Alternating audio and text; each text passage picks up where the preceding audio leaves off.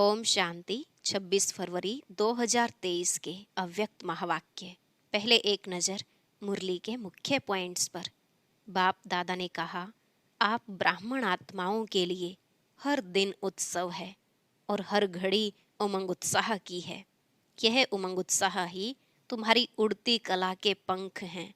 तुम कभी दिल शिकस्त नहीं हो सकते। उत्साह तूफान को भी तोहफा बना देता है और पहाड़ को भी राई नहीं लेकिन रुई बना देता है। तो सदा नवजीवन के उत्साह में उड़ते चलो, क्योंकि आप ब्राह्मण ही सारे विश्व के आधार मूर्त हो।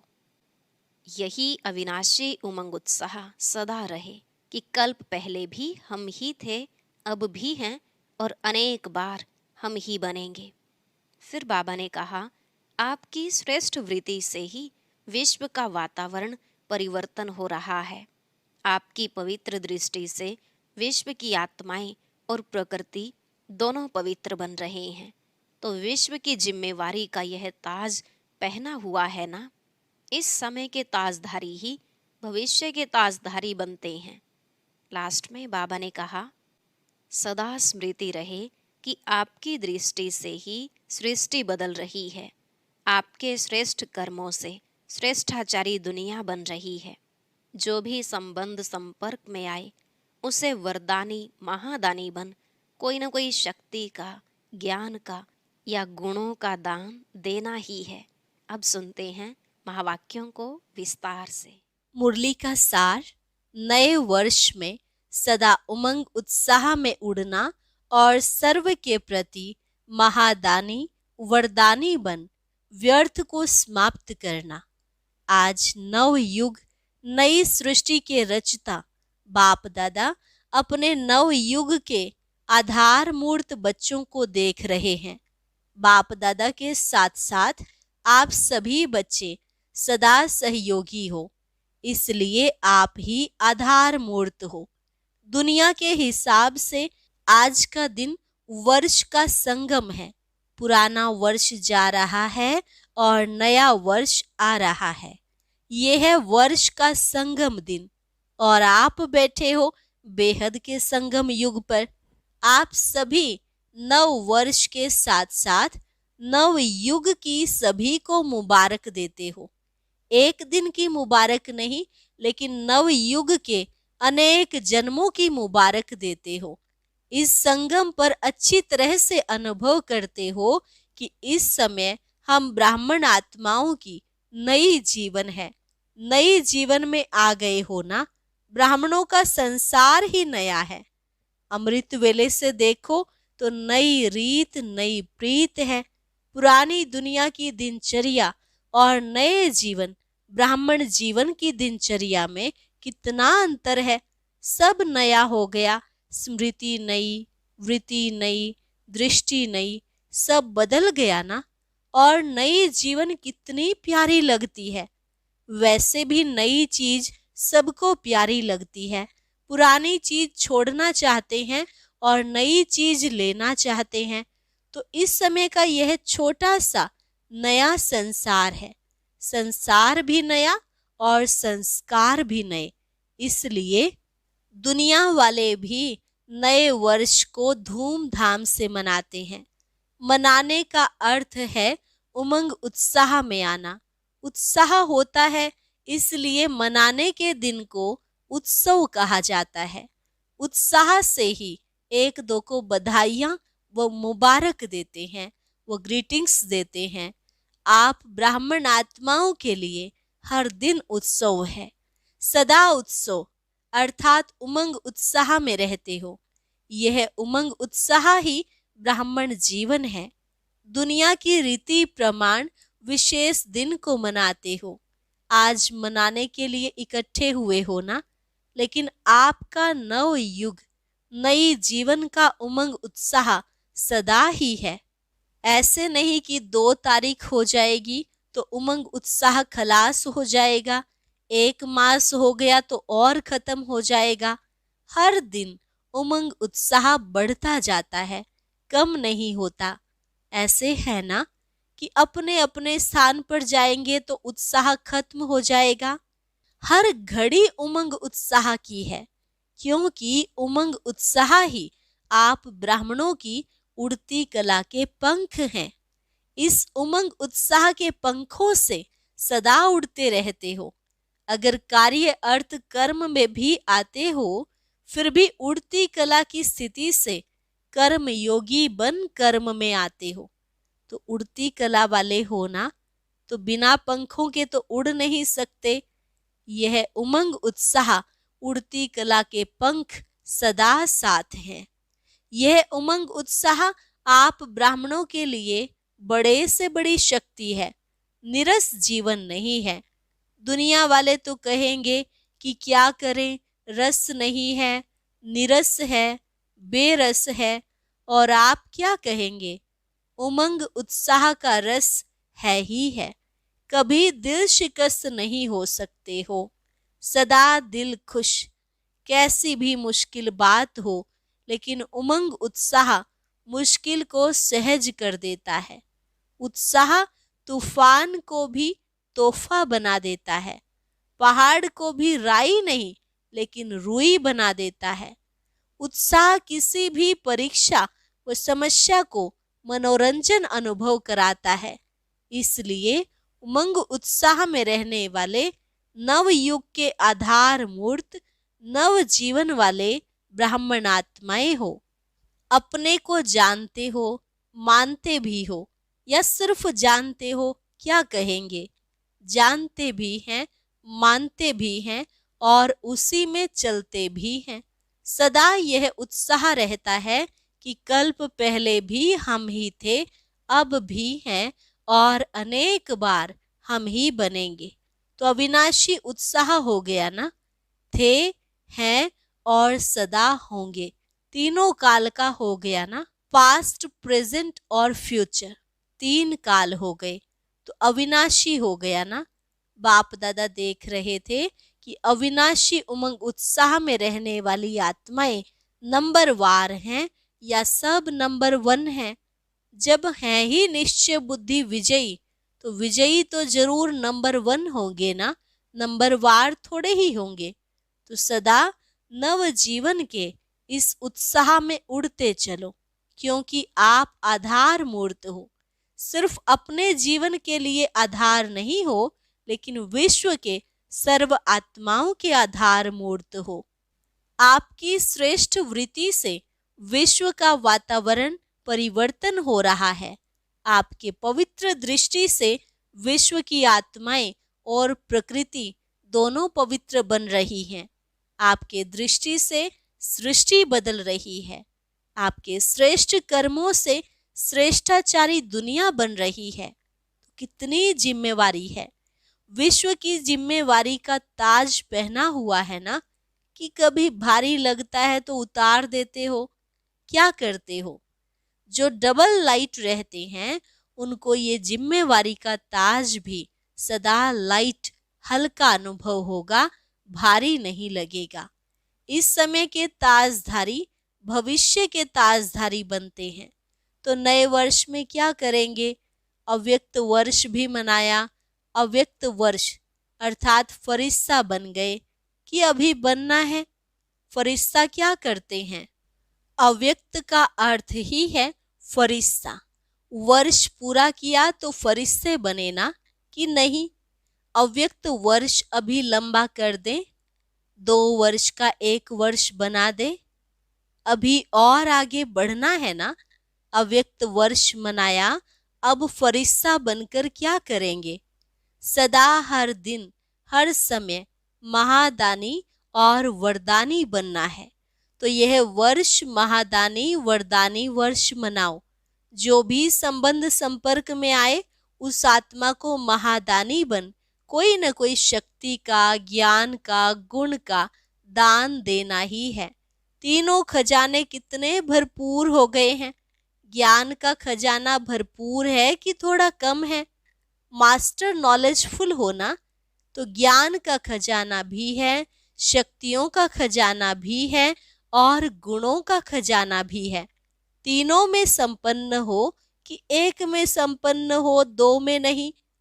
वर्तमान समय आत्माओं को तीनों की बहुत आवश्यकता है। सारे दिन में कोई न कोई दान देना ही है, चाहे ज्ञान का, चाहे शक्तियों का, चाहे गुणों का, लेकिन देना ही है। महादानी आत्माओं का बिना दान दिए हुए कोई भी दिन ना हो। ऐसे नहीं वर्ष पूरा हो जाए और कहो हमें तो चांस नहीं मिला। चांस लेना भी अपने ऊपर है कि चांस देने वाला दे तब चांस ले सकते हैं, या स्वयं भी चांस ले सकते हैं। लेना आता है कि कोई देवे तो लेना आता है। कोई चांस नहीं देगा तो क्या करेंगे? देखते सोचते रहेंगे। सारे दिन में चाहे ब्राह्मण आत्माओं के, चाहे अज्ञानी आत्माओं के संबंध संपर्क में तो आते ही हो ना। जिसके भी संबंध संपर्क में आओ उनको कोई न कोई दान अर्थात सहयोग दो। दान शब्द का रूहानी अर्थ है सहयोग देना।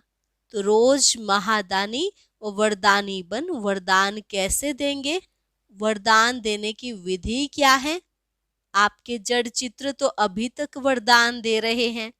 तो वरदान देने की विधि है, जो भी आत्मा संबंध संपर्क में आए उनको अपने स्थिति के वायुमंडल द्वारा और अपने वृत्ति के वाइब्रेशंस द्वारा सहयोग देना अर्थात वरदान देना। कैसी भी आत्मा हो, गाली देने वाली भी हो, निंदा करने वाली भी हो, लेकिन अपनी शुभ भावना शुभ कामना द्वारा, वृत्ति द्वारा, स्थिति द्वारा ऐसी आत्मा को भी गुण दान या सहनशीलता की शक्ति का वरदान दो। अगर कोई क्रोध अग्नि में जलता हुआ आपके सामने आए तो आग में तेल डालेंगे या पानी डालेंगे? पानी डालेंगे ना, कि थोड़ा तेल का भी छींटा डालेंगे? अगर क्रोधी के आगे आपने मुख से क्रोध नहीं किया, मुख से तो शांत रहे, लेकिन आंखों द्वारा, चेहरे द्वारा क्रोध की भावना रखी, तो भी तेल के छींटे डाले। क्रोधी आत्मा परवश है। रहम के शीतल जल द्वारा वरदान दो। तो ऐसे वरदानी बने हो कि जिस समय आवश्यकता है उस समय सहन शक्ति का तीर नहीं चलता है। अगर समय पर कोई भी अमूल्य वस्तु कार्य में नहीं लगी तो उसको अमूल्य कहा जाएगा। अमूल्य अर्थात समय पर मूल्य कार्य में लगे। तो इस वर्ष क्या करेंगे? महादानी वरदानी बनो। चैतन्य में संस्कार भरते हो तब तो जड़ चित्रों द्वारा भी वरदानी मूर्त बनते हो। संस्कार तो अभी भरने हैं ना, कि जिस समय मूर्ति बनेगी उस समय भरेंगे। महादानी वरदानी मूर्त बनने से व्यर्थ स्वतः ही खत्म हो जाएगा, क्योंकि जो महादानी है, वरदानी है, दूसरे को देने वाले दाता हैं। तो दाता का अर्थ ही है समर्थ। समर्थ होगा तब तो देगा। तो जहां समर्थ है वहां व्यर्थ स्वतः ही खत्म हो जाता है। समर्थ स्थिति है स्विच ऑन होना। जैसे स्थूल लाइट का स्विच ऑन करना अर्थात अंधकार को समाप्त करना, ऐसे समर्थ स्थिति अर्थात स्विच ऑन करना। तो स्विच ठीक है या कभी ठीक, कभी लूज हो जाता है या फ्यूज हो जाता है। ऑन करना तो आता है ना। आजकल तो छोटे छोटे बच्चे भी स्विच ऑन करने में होशियार होते हैं। टीवी का स्विच ऑन कर देते हैं ना। तो स्विच ऑन होने से एक एक व्यर्थ संकल्प को समाप्त करने की मेहनत से छूट जाएंगे। अव्यक्त फरिश्तों का यही श्रेष्ठ कार्य है। और क्या नवीनता करेंगे? अव्यक्त वर्ष में अपना चार्ट रखा था कि कभी रखा कभी नहीं रखा, कभी कभी वाले बने या सदा वाले बने, कभी कभी वाले ज्यादा हैं। इस नए वर्ष में नया चार्ट रखना। क्या नया चार्ट रखेंगे? 4 सब्जेक्ट को तो अच्छी तरह से जानते हो, तो इस वर्ष का यही चार्ट रखना है कि चारों ही सब्जेक्ट में, चाहे ज्ञान में, चाहे योग में, धारणा में, सेवा में, हर सब्जेक्ट में हर रोज कोई न कोई नवीनता लानी है। ज्ञान अर्थात समझदार बनना, समझ देना और समझदार बन चलना। ज्ञान में भी नवीनता का अर्थ है जो अपने में कमी है उसको धारण किया तो नवीनता हुई ना, ना से हाँ हुई तो नया हुआ ना। इसी रीति से योग के हर प्रयोग में हर रोज कोई न कोई नया अनुभव करो। योग में बहुत अच्छे बैठे, बहुत अच्छा योग किया, लेकिन नवीनता क्या हुई? परसेंटेज बढ़ना भी नवीनता है। आज अगर आपकी परसेंटेज योग की 50% है और कल 50 से वृद्धि हो गई तो नवीनता हो गई। ऐसे नहीं कि एक ही मास में 50-50 लगाते जाओ, तो चारों ही सब्जेक्ट में स्व के प्रगति में नवीनता, विधि में नवीनता, प्रयोग में नवीनता, औरों को सहज योगी बनाने में और परसेंटेज बढ़ना माना नवीनता। किसको दुख दिया, किसको क्रोध किया, ये तो कॉमन चार्ट है। यह तो आपकी जो रॉयल प्रजा है वह भी रखती है। आप रॉयल प्रजा हो व राजा हो, तो नवीनता से स्वतः ही तीव्र पुरुषार्थ के समीपता की अनुभूति होती रहेगी। समझा क्या चार्ट रखना है? और हर 3 मास में रोज का नहीं, यहाँ भेजना, काम बढ़ जाएगा। इस वर्ष तो आपको इकोनॉमी भी करनी है ना। यह वर्ष विशेष इकोनॉमी का है, एक नामी और इकोनॉमी। ज्ञान सरोवर बना रहे हो तो सब में इकोनॉमी करना, सब खजानों में, समय में भी, संकल्प में भी, संपत्ति में भी, सब में इकोनॉमी। तो हर 3 मास का स्वयं ही साक्षी होकर चार्ट चेक करके शॉर्ट में अपना समाचार देना। हर 3 मास में देखना प्रगति है या जैसे हैं वैसे ही हैं। गिरती कला में तो जाना नहीं, लेकिन ऐसा भी नहीं कि जैसा है वैसा ही हो। पुरुषार्थ में मिडगेट नहीं बनना। मिडगेट अच्छा लगेगा, ऐसे नहीं कहना कि चाहते तो थे लेकिन क्या करें, क्या क्या नहीं कहना। ब्राह्मणों की यह भाषा नहीं है कि क्या करें, कैसे करें, ऐसा करें, वैसा करें, लेकिन दूसरों को भी सहयोग दो कि ऐसे करो। समझा क्या चार्ट रखना है? अब देखेंगे कौन कौन क्या क्या करता है। बाप दादा स्नेह के कारण नाम अनाउंस नहीं करते हैं, किसने क्या क्या किया जानते तो है ना। आजकल टीवी का फैशन है, बाप दादा के पास भी टीवी है। बाप दादा जानते हैं जो पिछले वर्ष काम किया वो किसने कितना किया। नाम अनाउंस करें, हाफ कास्ट कितने रहे, फुल कास्ट कितने रहे। तो इस वर्ष महादानी वरदानी मूर्त स्वयं प्रति भी और सर्व प्रति भी बनो और हर रोज कोई न कोई नवीनता अर्थात प्रोग्रेस अवश्य करो। तो ये हुआ स्व के पुरुषार्थ के प्रति। सेवा में क्या करेंगे? सेवा में भी नवीनता लानी है ना। मेले भी बहुत कर लिए, प्रदर्शनियां तो अनगिनत कर ली, सेमिनार कॉन्फ्रेंस भी बहुत की। अभी आवाज बुलंद करने वाले माइक तो तैयार करने ही हैं, लेकिन उसकी विधि क्या है? वैसे पहले भी सुनाया है लेकिन किया कम है।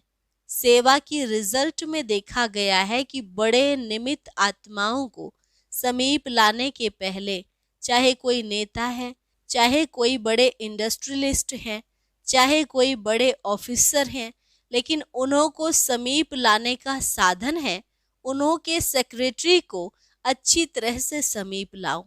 आप लोग बड़ों के ऊपर टाइम देते हो, वो अच्छा अच्छा कहकर फिर सो जाते हैं। उन्हों को फिर जगाने के लिए इतना टाइम तो मिलता नहीं, ना वो देते हैं ना आप जा सकते हो। इसलिए सेक्रेटरी जो होते हैं वो बदलते भी नहीं हैं। बड़े तो सब बदल भी जाते हैं। आज एक मिनिस्टर की सेवा करते हो और कल वो प्रजा बन जाता है। सेक्रेटरी काफी सहयोगी बन सकते हैं।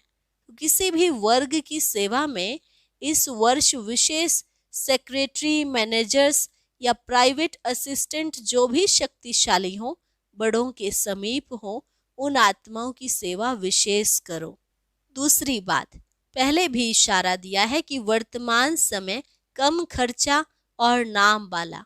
उसकी विधि है कि जो भी छोटी या बड़ी संस्थाएं हैं, एसोसिएशंस हैं, उन्हों से संबंध संपर्क रखो। बनी बनाई स्टेज पर नाम बाला करो। कम खर्चा, नाम बाला करते हो, लेकिन और तीव्र गति से। हर देश में या हर गांव में या हर जिले में जो भी भिन्न भिन्न प्रकार के एसोसिएशंस हैं या बहुत वर्ग के कार्य करने वाले हैं, कॉन्फ्रेंस करने वाले हैं या सम्मेलन करते हैं, तो बनी बनाई स्टेज पर संदेश दो, तो समय और मेहनत दोनों बच जाएंगी। अभी इसको तीव्र गति में लाओ। चेक करो कि जिस देश के या जिस स्थान के निमित्त बने हैं, उस स्थान की कोई भी संस्था वंचित नहीं रह जाए, क्योंकि वर्तमान समय वायुमंडल परिवर्तन हो गया है। अभी डर कम है, स्नेह ज्यादा है। अच्छा मानते हैं, अच्छा बनते नहीं है, लेकिन अच्छा मानते हैं। इसलिए इस 2 प्रकार की सेवा को और अंडरलाइन करो, तो सहज माइक तैयार हो जाएंगे। नया वर्ष शुरू किया है तो नया विधि और विधान भी चाहिए ना। इस नए वर्ष का अमृत वेले सदा यह स्लोगन इमर्ज करना कि सदा उमंग उत्साह में उड़ना है और दूसरों को भी उड़ाना है। बीच बीच में चेक करना, ऐसे नहीं कि अमृत वेले चेक करो और सारा दिन मर्ज कर दो, फिर रात को सोचो कि आज का दिन तो ऐसे ही रहा। नहीं, बीच बीच में चेक करो, इमर्ज करो कि उमंग उत्साह के बजाय कोई और रास्ते पर तो नहीं चले गए। उड़ती कला के बजाय और किसी कला ने तो अपनी तरफ आकर्षित नहीं किया। अच्छा, चारों ओर के नवजीवन का अनुभव करने वाले सर्व ब्राह्मण बच्चों को, सदा नव युग के आधार मूर्त श्रेष्ठ आत्माओं को, सदा संकल्प, बोल और कर्म द्वारा महादानी वरदानी आत्माओं को, सदा स्वयं की स्थिति द्वारा औरों की परिस्थिति को भी सहज बनाने वाली समर्थ आत्माओं को, सदा हर दिन स्वयं में प्रगति और नवीनता अनुभव करने वाले समीप आत्माओं को, सदा एक नामी और इकोनॉमी करने वाले बाप समान समीप आत्माओं को बाप दादा का याद, प्यार और नमस्ते। रूहानी बच्चों की रूहानी बाप दादा को नमस्ते नमस्ते, गुड मॉर्निंग। वरदान: तन को आत्मा का मंदिर समझ उसे स्वच्छ बनाने वाले नंबर 1 श्रेष्ठ ब्राह्मण आत्मा भव। तन को आत्मा का मंदिर समझ उसे स्वच्छ बनाने वाले नंबर 1 श्रेष्ठ ब्राह्मण आत्मा भव। हम ब्राह्मण आत्माएं सारे कल्प में नंबर 1 श्रेष्ठ आत्माएं हैं, हीरे तुल्य हैं। इस स्मृति से तन को आत्मा का मंदिर समझकर स्वच्छ रखना है। जितनी मूर्ति श्रेष्ठ होती है, उतना ही मंदिर भी श्रेष्ठ होता है। तो इस शरीर रूपी मंदिर के हम ट्रस्टी हैं। यह ट्रस्टीपन आप पे ही स्वच्छता व पवित्रता लाता है। इस विधि से तन की पवित्रता सदा रूहानी खुशबू का अनुभव कराती रहेगी। स्लोगन: रूहानियत में रहने का व्रत लेना ही ज्ञानी तू आत्मा बनना है। रूहानियत में रहने का व्रत लेना ही ज्ञानी तू आत्मा बनना है। अच्छा, और अब सुनते हैं आज का अव्यक्त ज्ञान मोती। ये एक बहुत संस्कारितापूर्ण वीडियो है, जरूर देखें, कोई भी मिस ना करे।